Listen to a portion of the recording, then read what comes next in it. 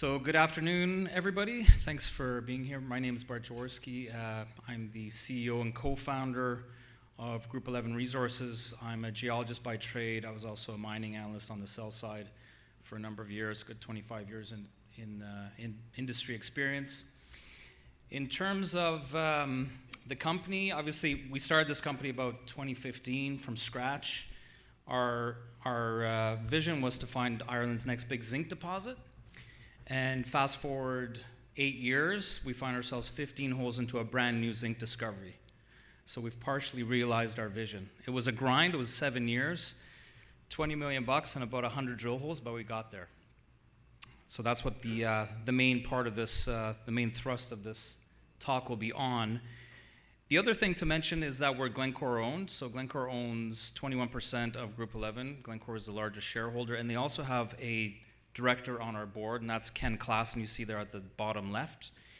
Also on the board is Dan McInnes, who you may know from Mag Silver, geologist and longtime mining executive. Brendan Cahill, lawyer and corporate finance executive. Alessandro Batelli from Lundin, who's our chartered accountant. That's the board on the left. On the management side, myself and David Furlong started this company back in 2015. Mark Holdstock is part discoverer of the giant Tara deposit. He discovered 20 million tons at Swex, which is a part of Tara, which I'll show you that in a second. He's a great guy to have on board. And Janine Webb in Vancouver is our CFO. Cap structure, so you can see there, the pie chart shows Glencore with 21%. Michael Gentile, who's speaking tomorrow here, is 16.5% of the company.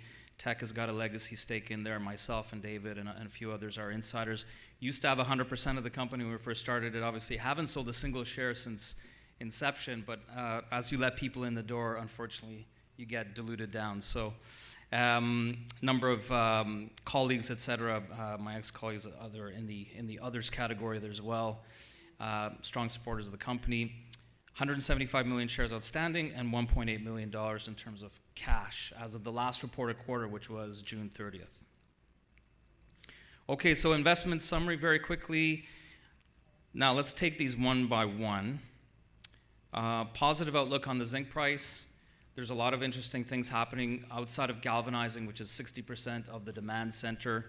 The inventories are quite a bit down from 2013, 1.5 million tons roughly in 2013, down to about 0.2 million tons right now. There's a little bit of restocking by China going on.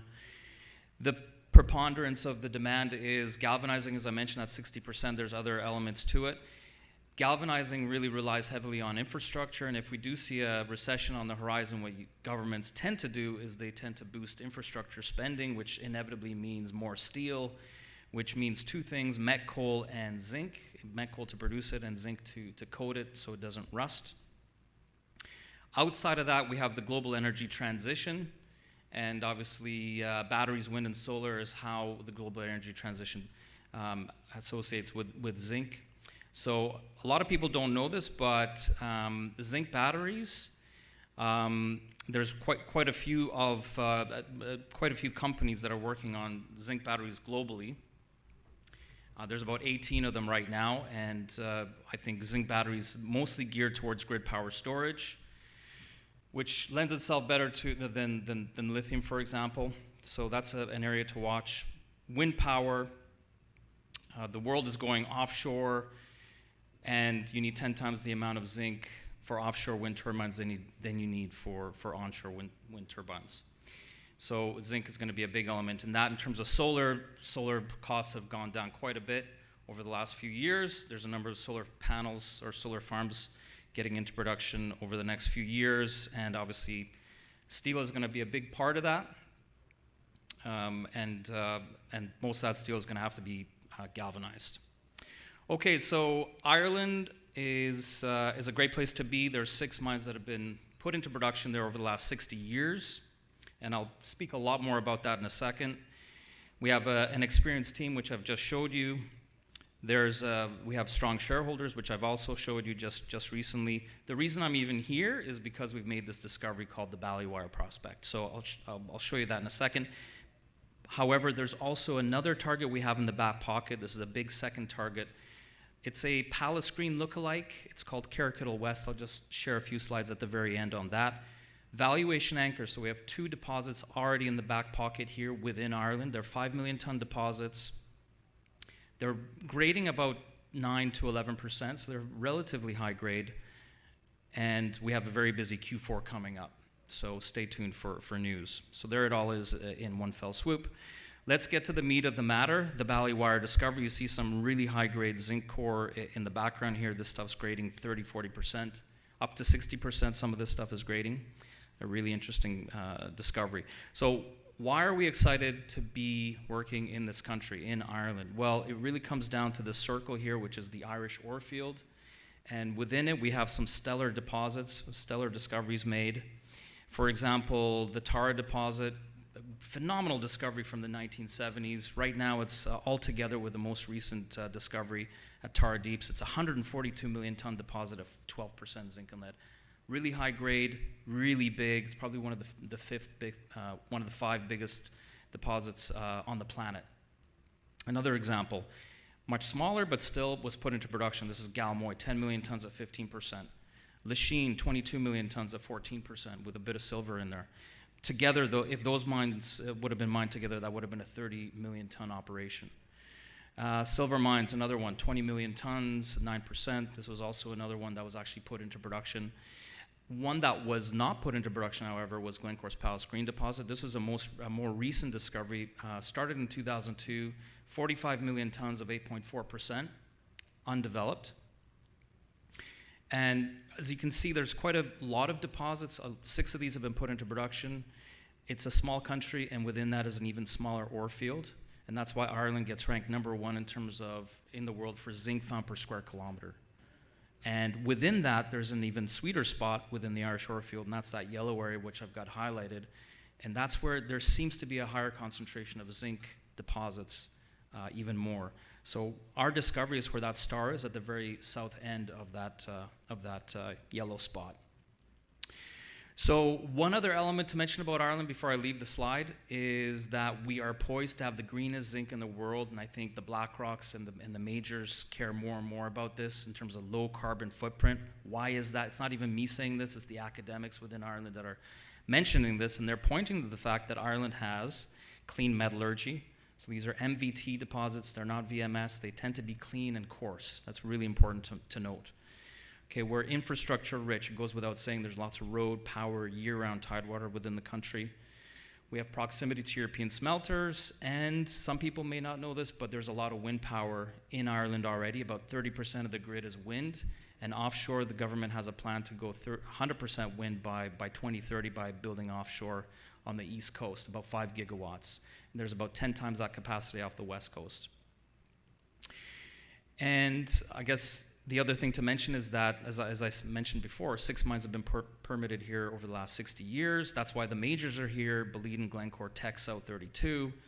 And if anyone here follows the Fraser Institute, which I'm sure you do, it's a ranking, global ranking annual of the mining jurisdictions out there in the world. Ireland tends to rank #1, or at least #1, #2, #3 out of 60 to 90 jurisdictions on any given year in terms of policy perception index. Low expropriation risk, high transparency, good predictability. That's what you have in this country. So what does it all boil down to? It's reduced risk for the incoming investor relative to other stories, other zinc stories out there. Compare us to maybe some other jurisdictions which may have metallurgical issues, geopolitical issues, or infrastructure issues. Okay, so now let's dig into the Limerick area, which is where the Ballywire discovery is located, in that yellow box. If we zoom in on that, you get this picture. First point to make here, Glencore is everything you see there in blue. South 32 is everything you see there in yellow. We have 100% owned ground there. Everything in the red is called our PG West project, and this is where the discovery is. But also we have a deposit here called Stone Park, which is right beside Glencore's Palace Green deposit, and that's on 76% owned ground. We have a joint venture there with Arkle Resources, a small Dublin-based junior. So the Ballywire discovery now is interesting because it sits at the intersection of 2 mineralizing trends. One is the Palace Green corridor highlighted in yellow there. The other one is the Rathdowney trend. Galmoy and Lachine are just off the page. And so where those 2 trends intersect is where the Ballywire discovery was made. And so I'm going to just zoom in on that yellow box. This is basically what it looked like in 1997. There was a strong hole drilled here in 97. You see that 2 meters, 2.5 meters is 6% zinc and lead. We don't know what the silvers were. They didn't assay for silver. There was a half-meter slug in there of 20%. It was really good. However, they went down, they got sort of medium grade, and then they kind of lost it. Those open circles mean the holes weren't drilled deep enough to hit the target horizon, so they're largely meaningless. Briek's nuclear winter in 97, not a good time. So not much happened. 3 years on, another hole that they drilled. Splashy results, really high copper silver actually, but over narrow widths, wasn't really strong enough to carry the day. 2008, they do one more hole, and it was not quite enough to cut the mustard. Great financial crisis, as we all know, and basically they went to Australia, and this ground became open for many, many years. We came on in 2016, 3 years of homework, and we drill, this is our first hole, we drilled this hole May 2019, so close to fire, but it was still smoke. It was about 2 meters of 6% with about 22 grams silver. Not quite there, very encouraging, however. 2 more years of homework, we drilled this hole, and it was the first snippet of really significant mineralization, 3.5 meters at 12%, 48 grams silver. In that was again a half-meter slug of 25% zinc and lead, 92 grams silver, reminiscent of that hole in 97. So we were quite enthused. We weren't calling it a discovery yet. We decided to step out 400 meters in all directions. We drilled these holes. Pretty good, better, and then finally on the last hole there in red, we hit the discovery hole. That was September last year. 66 meters of mineralization. Within that was a 10-meter slug of 10%, zinc and lead with 100 grams silver. So a really, really good result. We're very, very happy with it. So obviously we're going to continue drilling. We drilled all these holes. Every single one of these hit mineralization. And the biggest and I guess the best one of it was the 60-meter step out directly to the east of our discovery hole. And we got another 10 meters of 9% this time with 46 grams silver, and included in that was 2.5 meters of 30% with 160 grams. So the discovery kept on growing. Obviously, we're going to keep on drilling, and this basically brings us up to speed to September. And we drilled one of our best holes ever, 18 meters. This is an 80-meter step out again from the previous hole, 18 meters at 10%. And this time, not 100 grams per ton, but 250 grams per ton silver, and not 0 copper, but 0.22 copper. So all of a sudden, the copper's starting to show up. And within 2 zones within this hole, about half a meter each, we're getting up to 990 grams per ton silver, which is the highest grading silver known in Ireland historically, except for maybe a small area in silver mines that was mined in the 1800s. That was percent level, supposedly. But in terms of all the modern zinc deposits in the country, this looks to be the highest kick, 990 grams per ton. So almost Mexico-type silver grades in Ireland. So hopefully that bodes well for the strength of the system. So let's recap. We have 550 meters of strike length in terms of drill hits. That's about the height of the CN Tower as a visual. We have about the same distance down dip. We have 900 meters down on the original section that we're working on. These are big step outs, 200 meter, 300 meter step outs. We have about 1 kilometer from the drilling that we did to that hole in 1997, and then most importantly, open for 3 kilometers. There's been no drilling. This area has been completely overlooked historically. And the hole actually drilled historically 5 kilometers or 3 kilometers away is still hitting 5 meters of mineralization, about 2%, but still the system appears to be alive and well even 3 kilometers over. So what does it look like from the side? Because it could be vertical, horizontal, something in between. Does it hang together? Can we build some tonnage here? Well, the answer, luckily, is that yes, it does. And so I'm just going to show you that section there, A to A prime. This is the one that we drilled most on. So we have the best control on this one. And you can very clearly see here, it's all basically at all the mineralization in red and yellow there is mineralization at the base of this green unit. This green unit is where it's called the Walsortian limestone. This is where most deposits in Ireland form at the base. So this is kind of textbook Irish-style zinc deposits. And basically that means there's continuity and predictability here. So that's good. If we move from that section 500 meters over to the original section we were working on, And look at that, very similar story, all at the base of the Walsroshen limestone. And if we look at the most current section, C to C prime, look at that from the side. Again, same thing, that hole in the middle there is hitting mineralization right where the mineralization should be, at the base of the Walsroshen limestone. That's where we're getting very, very high grades. And we were lucky enough to hit a feeder zone underneath that flat-lying mineralization of 18 meters at 10% with that 257 gram kicker of silver and copper. And this is where we're getting those 900 grams kickers, both in the Walsroshen hosted and below. We're getting 900 plus gram silver numbers. I mentioned we were having a very busy Q4, so those 2 holes that are dashed are holes yet to come. The assays are pending. Okay, and then I guess the last one in terms of geometry, let's look at this thing from a long strike. So this is my favorite section because it shows basically very strong mineralization on the left with that original hole, 3 meters of 12%. Then we have another strong set of mineralization, 10 meter at 10, 10 meter at 9, then 18 meters at 10%. And we've drilled 2 more sections. It's getting a bit laggy. Here we go. So there's 2 more sections that were drilled, and again, those drill holes are pending.